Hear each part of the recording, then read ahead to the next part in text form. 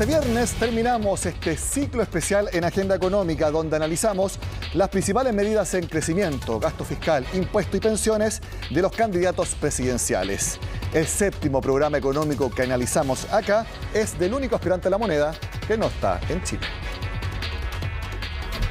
El aporte patrimonial de la persona es un 16%, los cuales un 3% lo hace el empleador y todo el resto se canaliza a través del gobierno. Fondos mutuos, APB, incluso lo puedes destinar afuera. Sobre ese 6%, tú te puedes autoprestar esa plata. No, nosotros vamos a mantener los impuestos que hay, impuestos a los casinos en línea, que todos paguen el impuesto específico a los combustibles y el resto una mayor fiscalización.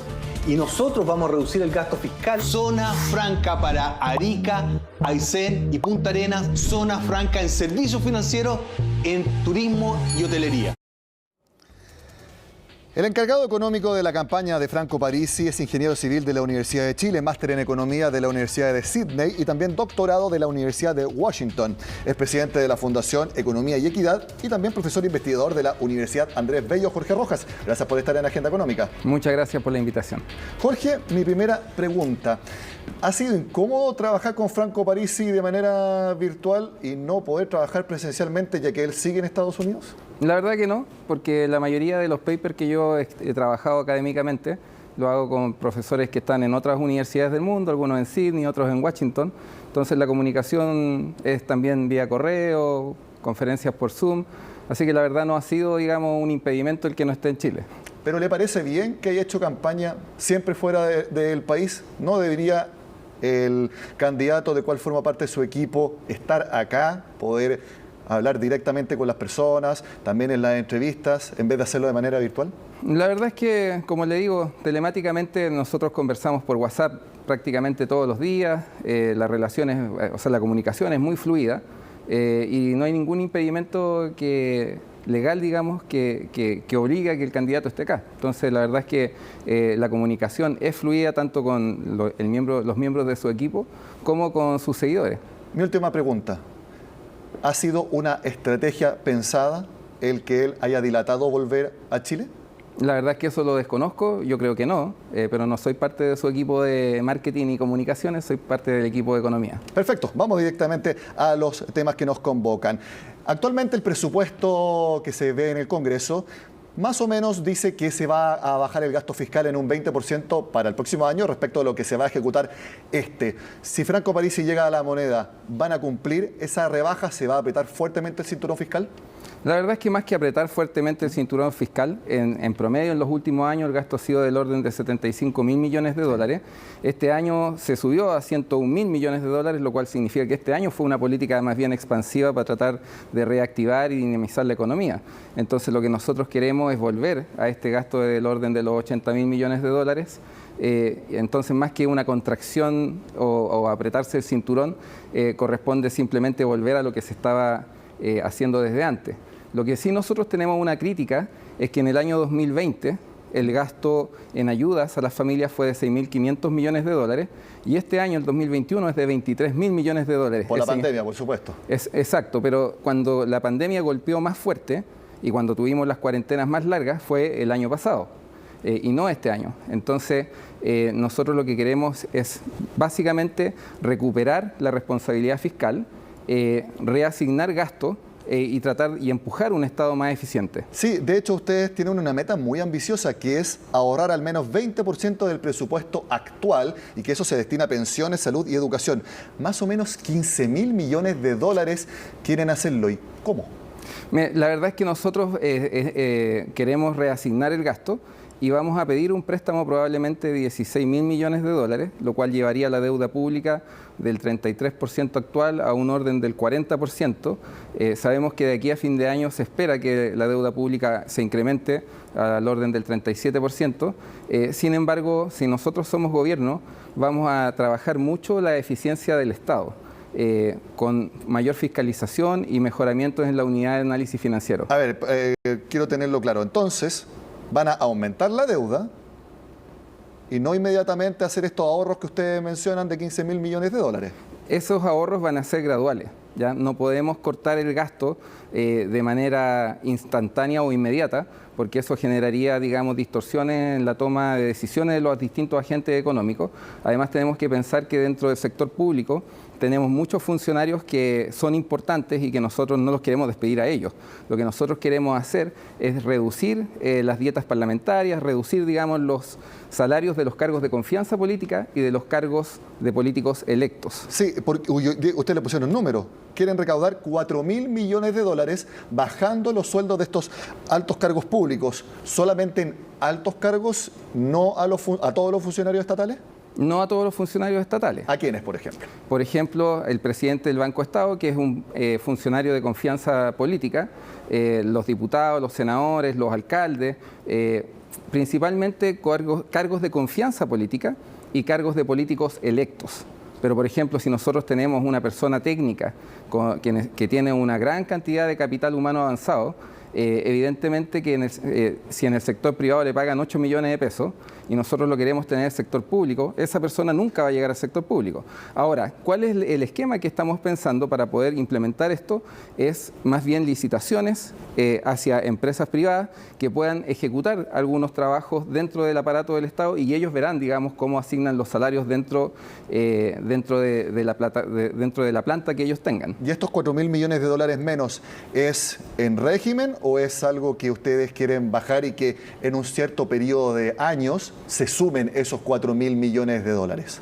Agradezco la pregunta. La verdad es que esto es en régimen vamos a llegar a los 4.000 millones de dólares, pero esto se implementaría durante los 4 años de gobierno. Y nosotros utilizaríamos ese dinero para ir reasignándolo. Una de nuestras principales prioridades es el pilar solidario. Si nosotros logramos, por ejemplo, dentro de la primera mitad del periodo, bajar en 2.000 millones de dólares este gasto, es decir, transformarlo en ahorro, lo podemos destinar al pilar solidario e incrementar prácticamente al doble las pensiones básicas solidarias. Inmediatamente hablamos de pensiones, entonces, con ese dinero, llevarlo al pilar básico solidario. Estuve buscando en el programa del Partido de la Gente y no encontré un número de cuánto ustedes quieren llevar la pensión básica universal, me imagino. ¿Tienen un número definido y cuánto costaría? Más que pensión básica universal, es la pensión básica solidaria.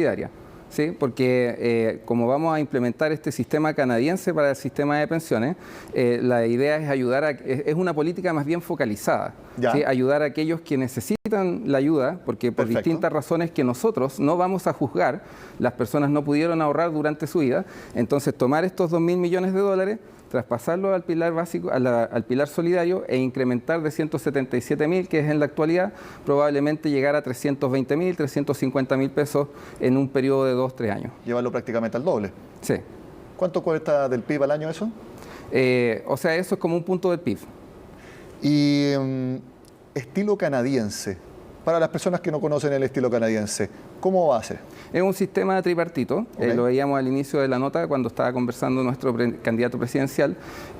La cotización total va a ser de un 16%, donde un 10%, que es el actual, va a ir a un fondo solidario y el otro 3% va a ser por parte del trabajador y el 3% adicional va a ser por parte del empleador.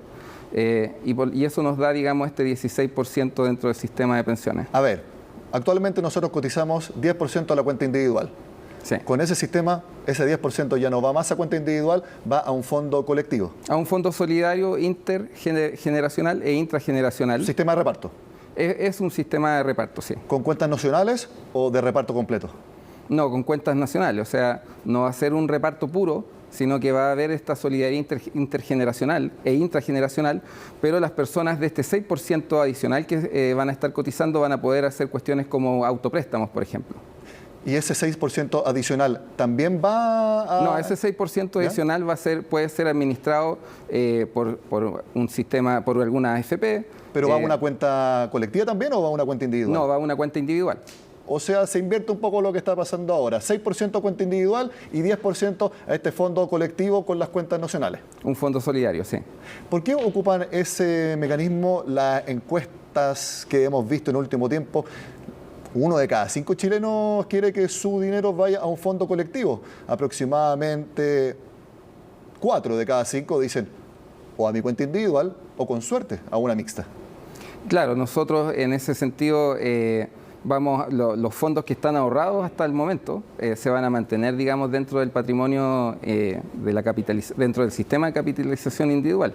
Lo que nosotros estamos viendo es mejorar esto de manera transitoria y gradual en el futuro, pero porque tenemos otras medidas para resolver, ¿sí? Tenemos otras medidas para resolver lo que es el problema actual, que son las bajas pensiones de muchos adultos mayores. Todo lo que está ahora ahorrado entonces va a seguir en una cuenta individual, no se traspasa a este nuevo fondo colectivo. No se traspasa, aquí no hay una expropiación o nacionalización de los fondos. De los pensiones también pregunta en estos momentos el vicepresidente de los asesores previsionales, Lientur Vergara. Proponen mantener las AFP, pero con la situación actual de retiros se haría bastante difícil el pago de las pensiones autofinanciadas. ¿Se opondrán a continuar con la política de retiros? Para recuperar los recursos extraídos por los retiros, ¿tienen algún plan para devolver estos recursos a los afiliados? Bueno, nosotros, la postura de Franco Parisi ha sido clara respecto de los retiros del 10%, ha apoyado cada uno de ellos. Nosotros entendemos los efectos que tiene en la economía sobre el ahorro y también los efectos que ha tenido sobre la inflación, pero la preocupación ha sido justamente de que estos fondos se pudiesen expropiar, y por esa razón es que el Partido de la Gente y Franco Parisi han apoyado los retiros, incluido el cuarto retiro del 10%. Aunque 5 millones de personas se queden en cero. O sea, de hecho, más de 3,5 millones de personas ya están en cero. Sí. ¿Sí? Y si se aprueba este retiro, van a estar en cero, es cierto, pero van a mantener, digamos, la propiedad de esos fondos. Ahora, nosotros creemos que también sería una propuesta interesante agregar al cuarto retiro del 10%, que las personas que hicieran estos retiros destinaran estos recursos mediante algún tipo de incentivo a pagar deuda o a ahorrar en algún otro tipo de instrumento financiero con la misma finalidad que tenían estos retiros, que es básicamente una pensiones para la vejez. Y la segunda parte de la pregunta, que hablaba de alguna forma de restituirlos o no. Lo que ya se sacó se quedó así. Lo que ya se sacó quedó así, pero nosotros lo que queremos hacer es fortalecer, digamos, el pilar solidario de nuestro sistema de pensiones, mediante, digamos, este incremento de 2.000 millones de dólares para poder duplicar la pensión básica solidaria, pero siempre manteniendo la focalización de la política. Dentro de las propuestas hay una bien distintiva, que las AFP, o me imagino este nuevo fondo colectivo, ¿lo va a administrar un ente público? No necesariamente. O sea, lo que hay que hacer es rescatar lo bueno del sistema de pensiones, sí, del sistema de AFP, que es que básicamente toma una manzana y al final del periodo la multiplica por 3. Entonces, perfectamente puede seguir en manos del sector privado. ¿Las mismas AFP podrían hacerse cargo entonces? Las mismas AFP podrían hacerse cargo. Hay que reestructurar el esquema de incentivos que tienen las AFP, en el sentido de que cuando haya pérdidas, que las AFP no sigan ganando.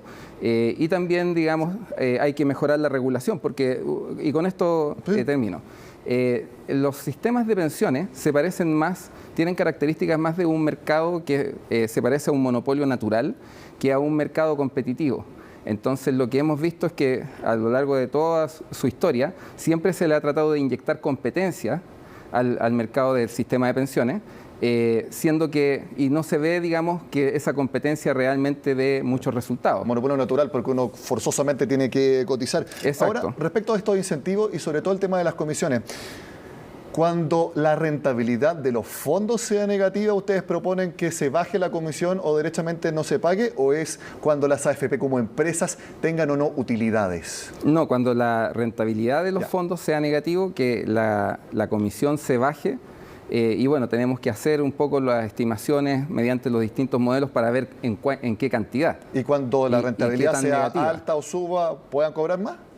No. O sea, eso con la rentabilidad, o sea, con la comisión que cobran en la actualidad. O sea, la comisión que cobran en la actualidad, ¿ese es el techo? Ese es el techo y se bajaría hasta probablemente cero en el caso de que fuera rentabilidad negativa. Ahora sí, nosotros vemos que podría perfectamente el sistema moldearse a uno que tenga una rentabilidad garantizada del orden al menos del 3-4% de rentabilidad real.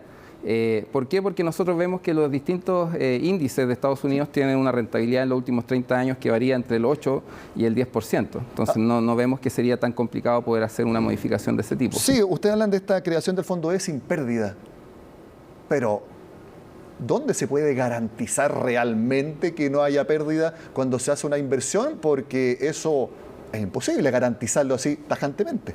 Intergeneracionalmente se puede garantizar un mínimo, pero es cierto, cualquier inversión tiene riesgo, a menos de que, digamos, sea un depósito a plazo, pero ese también tiene el riesgo Exacto. de la inflación, ¿cierto? Pero intergeneracionalmente nosotros podríamos buscar los mecanismos para poder tratar de garantizar de manera que aquellos que están cerca de jubilar no tengan que vivir la situación que viven hoy día con pérdidas del 20%. Para sincerarlo entonces, no es posible garantizar 100% que no hayan pérdidas, sino que se pueden ver formas de cobertura. Exactamente.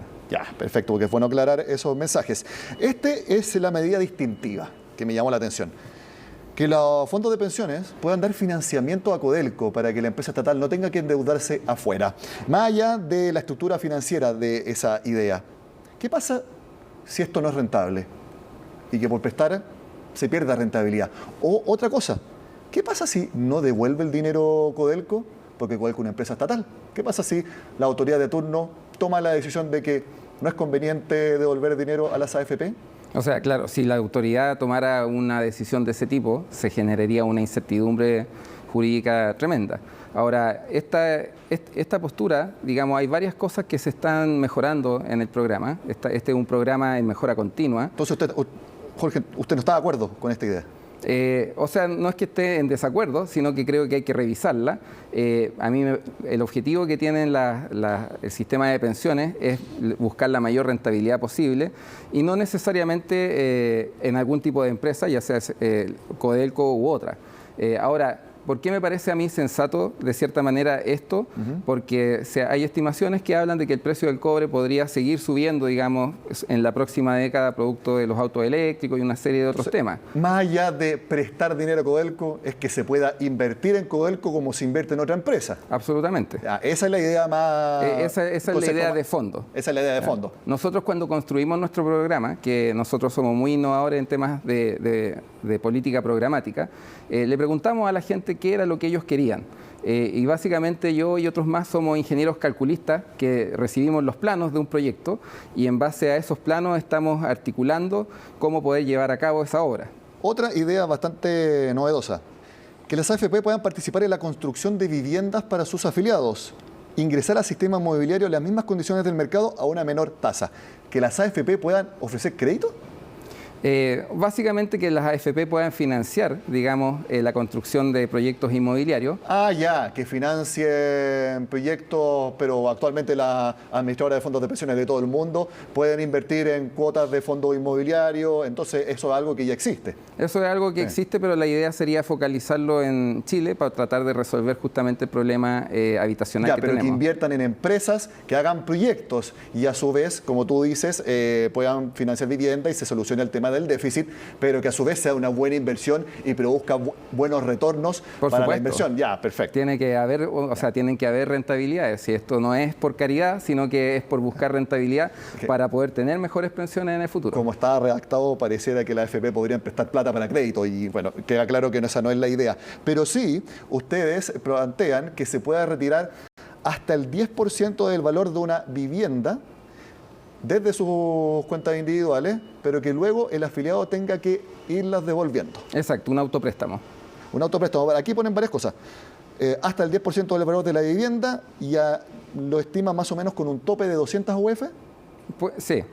O también en otra parte hablan de que se pueda dar hasta el 25% de lo acumulado en la cuenta individual. ¿Cuáles son los límites para entenderlo? No, el 10%. O sea, la idea es que la persona pueda utilizar ese 10% como un pie y probablemente tener otro 10% ahorrado y poder ir al sistema financiero a solicitar el crédito hipotecario por el 80% restante. ¿Para cualquier vivienda o para la primera vivienda? Para la primera vivienda. Para solucionar el déficit que hablábamos. Exactamente, porque si no, claro, la idea no es que utilicen los fondos para su vejez como un fondo para poder ser inversionista inmobiliario, sino que es principalmente para poder resolver el problema de la primera vivienda para muchas familias chilenas. Jorge Rojas es el encargado económico del candidato Franco Parisi. Hablamos ya de gasto fiscal, también de pensiones. Al regreso hablamos de impuestos y también de crecimiento.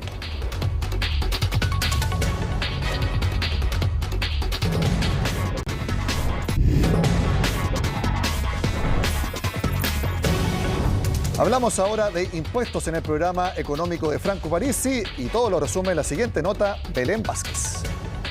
Las propuestas de Franco Parisi tienen un poco de cada sector.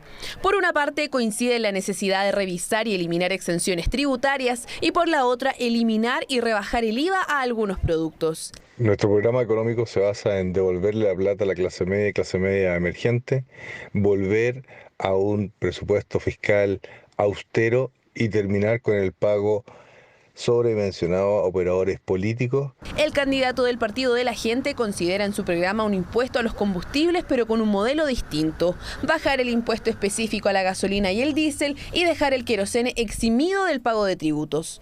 Para compensarlo, las empresas mineras, por ejemplo, deberán asumir esta carga y en paralelo, todo consumidor pagará este impuesto, permitiendo una baja en el precio del combustible sin afectar la recaudación. Entonces vamos a generar nuevamente problemáticas de sectores que se encuentran perjudicados y otros privilegiados. Y hay que ver, en definitiva, cuál es el objetivo. El objetivo es mejorar la situación de los más pobres, redistribuir el ingreso, el objetivo es disminuir la contaminación o el objetivo es recaudar. No es el único que propone modificaciones al IVA, pero sí las propone diferenciadas. Parisi apunta a rebajarlo en alimentos y servicios básicos y eliminarlo para libros y medicamentos. No necesariamente eso se traduce en una rebaja en los precios, eso también hay que tenerlo presente. Depende mucho cómo se implemente. Si una rebaja del IVA respecto de esos productos se va a implementar en toda la cadena productiva, podría generarse una rebaja efectiva en el precio. A las actuales zonas francas de Iquique y Punta Arenas, Franco Parisi busca sumar otras tres, una en Arica y Parinacota, otra en Aysén y otra en Antofagasta. Además, plantea la posibilidad de crear una zona franca bancaria en otras 6 regiones, otorgando créditos y cuentas corrientes a extranjeros. Yo creo que efectivamente ya no es una medida que va en línea con los tiempos. No le veo una finalidad más de un populismo respecto a ciertas localidades que puedan sentirse beneficiadas por tener este régimen tributario especial. Replicando una estrategia de hace algunos años, el abanderado permitiría el reintegro de divisas extranjeras de chilenos en el exterior solo durante el primer año de gobierno y pagando un 10% de impuesto. Ahí es discutible si es bueno o es malo. Es una forma de recaudar rápidamente fondos, pero obviamente a muchos no les gusta esa medida en el sentido de que estás blanqueando dineros que no han pagado y que otros ya hicieron un pago que correspondía. Además de permitir un autopréstamo desde los fondos previsionales, Parisi ofrece gravar a los casinos en línea y con esa recaudación financiar el Internet en sectores rurales. Jorge, otra medida también bastante drástica que ustedes tienen es bajar a 20% el impuesto a las empresas, que actualmente está en 27%. ¿Cómo se compensa esa menor recaudación? Claro, o sea, nosotros proponemos bajar de un 27 a un 20%. Que queda de todas maneras por sobre el 15% que se ha propuesto a nivel internacional, que se basa un poco en las ideas de Piketty. Esa rebaja nosotros la queremos pagar básicamente con eficiencia en el aparato público. Ya la rebaja va a ser gradual, no va a ser de 27 a 20 de un día para el otro, sino que va a ser durante el periodo de gobierno, los 4 años que corresponden. Y nosotros hemos calculado básicamente que aproximadamente el 18% del ingreso total viene de las grandes empresas y el otro 4% viene de pymes y emprendedores. Entonces, básicamente, si nosotros, por ejemplo, implementamos medidas como fusión de ministerios, fusionar ministerios, tenemos 24 ministerios, en Estados Unidos son 10, nosotros proponemos llegar a 14, podríamos ahorrarnos alrededor de $1.000 millones Entonces tenemos distintas medidas que apuntan hacia la eficiencia.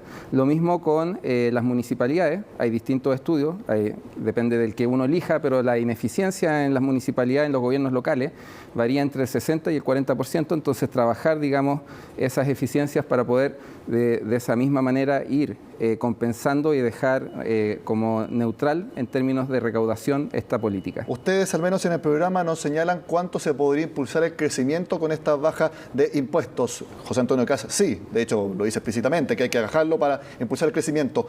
¿No lo tienen porque no consideran que sea una relación tan directa, baja fuerte de impuestos con crecimiento económico alto? Lo que pasa es que lo que muestran distintos estudios es que si la baja se hace rápido, como lo que propone José Antonio Kast, entonces el crecimiento debería ser rápido, no de los niveles que él menciona, que son del orden del 4 al 6%, crecimientos que no vemos desde hace más de 10 años. Si nosotros lo hacemos gradual, los distintos agentes económicos tienen más tiempo para poder ajustarse. De la misma manera también tiene más tiempo el Estado para poder ajustar su gasto. Y nosotros creemos que podríamos pasar de un crecimiento como el que veníamos teniendo antes de la pandemia, del orden del 2-3%, quizás aumentarlo en un punto a lo más y con eso también poder generar mayor recaudación. Pero no somos tan optimistas, digamos, como José Antonio Kast en cuanto al efecto de recaudación que va a tener, porque de hecho nosotros lo vemos. George Bush, su administración también planteó esto de la baja drástica de impuestos y finalmente lo que sucedió fue que creció la deuda pública porque no se logró recaudar lo que efectivamente ellos creían. Ustedes a pymes quieren aplicarle un impuesto de 15% y a MIPYMES de 10%. También hablan de modificar los tramos más altos del impuesto a la renta a través del global complementario. ¿Es subir la tasa de impuestos para los tramos más altos? Para el tramo más alto. ¿A llevarlo a cuánto? La verdad es que eso todavía no lo estamos analizando porque efectivamente queremos ver qué tan útil puede ser. Porque, por ejemplo, el impuesto a los súper ricos, si bien tiene un buen espíritu, se ha visto que la recaudación efectiva que generan no permite, digamos, poder tener un fondo de maniobra lo suficientemente amplio como para poder impulsar las reformas que se quieren. ¿Ustedes creen que es más efectivo, por ejemplo, una de las medidas que tienen, desde la tercera vivienda en adelante, cobrar un impuesto? ¿Cuánto lo tienen definido? No hay una definición de eso porque también no hay un acuerdo transversal en esa política específica, porque dentro del Partido de la Gente, que recordemos que es un partido que se fundó en agosto de este año, hay distintas tendencias y orientaciones. Tenemos algunos más liberales, otros más socialdemócratas, entonces todavía estamos conversando respecto a eso. Sin embargo, las otras políticas que son la columna vertebral de nuestro programa, en esas sí tenemos acuerdo y tenemos los números más o menos calculados, que es lo que hemos estado conversando. También mencionan postergar el pago de IVA a las pymes en 3 meses. Esto es para que puedan generar caja debido a todo lo que se demoran en pagarle la factura. Exactamente. Porque si bien es cierto, tenemos distintas legislaciones, en la práctica el pago a las pymes sigue siendo largo, incluso 90 días, más de 90 días, y es más que nada apuntando en esa dirección para que no tengan que ir a hacer factoring todo el tiempo. A ver, también lo veíamos en la nota, impuestos a los combustibles. ¿Cuánto vamos a terminar pagando los que tenemos auto y pagamos tanto diésel como gasolina? ¿Cuánto? O sea, básicamente bajaría el precio en alrededor de 200 pesos. No, pero el impuesto específico, ¿cuánto sería? El impuesto específico, la idea es eliminarlo para las personas. Que ninguno de nosotros pague más impuesto específico cuando vaya a llenar el auto. Exactamente, y la razón es la siguiente, porque al dejar ese ingreso disponible en el bolsillo de las personas, nuestro programa tiene un objetivo que es fortalecer la clase media. Nosotros creemos fuertemente de que países robustos son países que tienen una clase media fuerte. Si nosotros logramos que ese ingreso adicional esté en el bolsillo de las personas, va a incrementar el consumo de otras áreas y por lo tanto eso también puede empujar el crecimiento económico. Ahora, la mayoría de los tributaristas dice al revés, que hay que subir el impuesto, por ejemplo el del diésel, para que quede igual al de la gasolina, por toda la contaminación que generamos los que andamos en auto. Básicamente, es que hay otras formas de poder abordar ese problema. De partida, es cierto, el cambio climático es real y es importante, pero la contribución de Chile como país a los efectos a los gases de efecto invernadero a nivel mundial es muy, muy marginal. ¿Sí? Es muy, muy pequeño, lo que no significa que no tengamos que atenderlo, pero el diésel, la benzina, digamos, el transporte en general, es lo que nosotros los economistas llamamos un bien inelástico, lo que significa que si cambia el precio, no va a cambiar mucho nuestra demanda. Entonces, si usted le pone un impuesto más alto, lo único que va a hacer es que la persona va a pagar más, pero va a seguir utilizando su vehículo como medio de transporte, porque cuando la persona se baja del transporte público y se sube al privado, que usted lo vuelva a bajar del privado para que se suba al público es casi un milagro. Lo sabemos todos, el precio está cerca de los 1.000 pesos y no tenemos nada que hacer, tenemos que seguir andando. ¿Y qué pasa con el crédito diésel actual para los transportistas de carga y las distintas industrias? ¿Qué pasa en qué sentido? ¿Se mantiene? ¿Se elimina? ¿Se revisa? ¿Se puede modificar? Nosotros en realidad somos de la idea de mantenerlo. Pero esa es una discusión que no la hemos tenido en tanto detalle, a diferencia sí de algo que cuestionaban en la nota, que era respecto de la baja del IVA a los medicamentos, y que me parece súper importante aclararlo. ¿Cómo se va a hacer eso? Porque sí, la trazabilidad. Porque, una persona, por ejemplo, puede comprar un alimento y ahí se va a hacer la reducción. ¿Cómo es? Para entenderlo bien. Para el IVA de los medicamentos en específico. Es para el reembolso, a eso voy. Exacto. El IVA de los medicamentos, nosotros más que eliminar el IVA, lo que queremos es devolver el IVA. ¿Cómo se hace esa devolución? ¿Cómo el Estado va a saber cuánto yo compré o las distintas personas en medicamentos y también en remedios? Claro, medicamentos y alimentos. Claro, en medicamentos es mucho más sencillo, en alimentos hay que hacer una estimación y se obtendría un aproximado, pero en el caso de los medicamentos la persona va a la farmacia, entrega su RUT, como cuando siempre a uno le piden el RUT, digamos, y con eso podemos saber qué persona compró, qué medicamento se compró y hacer la devolución mediante la cuenta RUT de ese impuesto del 19%, porque nosotros entendemos que bajar el IVA de un 19% a la cantidad que sea, si no se hace correctamente, perfectamente esa rebaja de impuestos no va a llegar necesariamente al bolsillo de la persona, que es lo que nosotros buscamos. Para los alimentos, entonces, está la estimación, porque cuando nos entregan la boleta es más difícil hacer la trazabilidad. En la medida que las plataformas digitales vayan avanzando, eso va a ser mucho más sencillo. Sí. Ahora, royalty minero, que se aplique a las ventas. ¿Cuánto porcentaje? O sea, el royalty minero siempre se ha aplicado a las ventas. ¿Cuánto porcentaje? La verdad es que también en eso no tenemos tanto acuerdo, en el sentido de que la minería hoy en día, es cierto, tenemos unos precios elevados del cobre, pero no fue así, digamos, hace un año y medio no estaban esos precios, y por lo tanto en la minería se estaba perdiendo competitividad producto de la baja ley de nuestros yacimientos y del bajo precio. Entonces, en ese sentido nosotros no queremos impactar la inversión extranjera que puede haber en minería y que genera mucho dinamismo en las regiones que son beneficiadas. Jorge, para cerrar el tema de impuestos, ustedes tienen enorme cantidad de medidas para bajar el cobro de impuestos y prácticamente toda la compensación para no recaudar más, sino que sea un efecto prácticamente neutro, es gastando menos, haciendo más eficiente el gasto público. ¿Realmente están coincidiendo las estimaciones que ustedes están haciendo? Sí, porque, por ejemplo, con el tema de los medicamentos y la canasta básica, son medidas focalizadas en el sentido de que no son universales para todas las personas, sino que van hacia los sectores más vulnerables de nuestra sociedad. Por ejemplo, una persona que tiene un ingreso de 10 millones de pesos, y esta información, digamos, va a tener que hablar, digamos, el Servicio de Impuesto Interno con todos los otros mecanismos en torno a esta propuesta. Si una persona gana 10 millones de pesos, no le vamos a devolver el IVA de los medicamentos, a menos de que fuesen, por ejemplo, medicamentos de enfermedades de alto costo. Pero mi punto es que prácticamente no tienen medidas para más recaudación, cuando lo que hay es presión social para más gasto. Claro, pero nosotros queremos gastar más, pero siendo más eficientes y no subiendo los impuestos. Porque nosotros entendemos que si subimos los impuestos, en Chile ya existe mucha incertidumbre, hemos tenido múltiples reformas tributarias, tenemos un proceso constituyente, hay polarización política. Si nosotros además decimos queremos subir los impuestos, lo que vamos a hacer es que vamos a terminar de ahuyentar la inversión extranjera, y lo que nosotros buscamos justamente lo contrario, que llegue más inversión extranjera. Y al respecto, es muy buena la pregunta que hace ahora el economista y profesor de la Universidad Santo Tomás, Jorge Sepúlveda. Aparece un punto relacionado a la relevancia del Banco Central en Chile, donde usted le está pidiendo que, además de encargarse de controlar la inflación, se encargue de ser la entidad reguladora de las tasas de interés bancarias, junto con regular y moderar las variaciones que existan en el tipo de cambio. Por tanto, mi pregunta es la siguiente. ¿Usted está pensando en quitar la autonomía que tiene el Banco Central en Chile en un eventual gobierno suyo? Por ningún motivo. Por ningún motivo. Aunque eso lo va a definir la Convención Constitucional, por ningún motivo nosotros lo que buscamos es quitarle o disminuir la autonomía del Banco Central.